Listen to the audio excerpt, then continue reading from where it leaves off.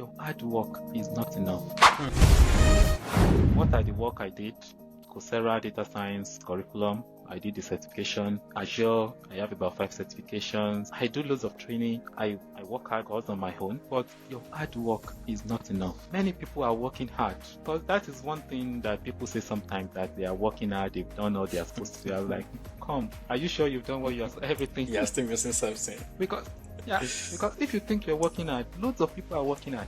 There is this misconception among our people. They would say Oyibos are not working hard, that they play. And I'll be like, you are joking. I've worked with so many of them. They work. Some of them don't have life.